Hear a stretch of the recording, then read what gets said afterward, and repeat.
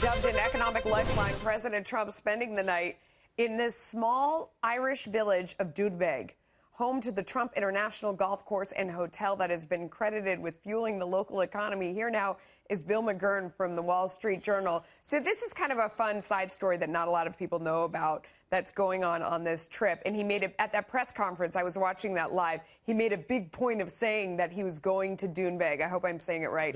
And he was going to spend the night and he can't wait to go. And, you know, the golf course is great, putting in a nice commercial for it. But when they went around and interviewed people, they were like, we love him. You know, I mean, he's provided a lot of jobs in this town. What are your thoughts on that? Yeah, I look, people who provide jobs are generally popular in towns like this.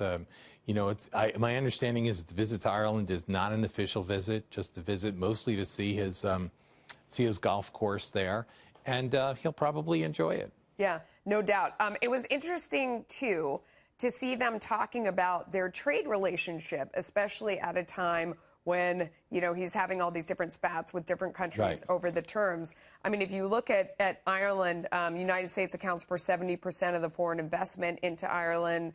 You know, direct investment, more than 700 American companies employ 155,000 people. This has sort of been the model, and Ireland has the tax policy to encourage this, yes? I mean, others could learn from this example? Absolutely. Look, I lived in Ireland for a year in the late 70s, and it was a lot more poor. They've made their wealth the way the East Asians did by becoming a more open trading economy built on international markets. So they're naturally concerned with the U.S. market, with the EU market, with Brexit and so forth, because that's where their bread is buttered. Yeah, and I think that it's interesting, you know, that was one of the undercurrents that I don't think was highlighted enough when the president was in the UK as a whole and encouraging Brexit, and he was saying, look, I want to make a great trade deal with you guys. If you compare that to President Obama, who, when he went on his trip, you know, was ahead of time said he wasn't going to talk about the special relationship between the UK and the US and asked them not to bring it up because he wasn't going to reciprocate. And he also said they would go to the back of the line if they left the EU. The president sort of highlighting how much he wants to trade with the UK as a contrast to everything that's going on back here. Could it help mitigate, you know, some of the challenges with China and with Mexico potentially? Yeah, look, I think you've hit on something that's extremely important. And as you said, a lot of people neglect it. I've long thought that the president should make a trade deal with Britain a top priority for several reasons.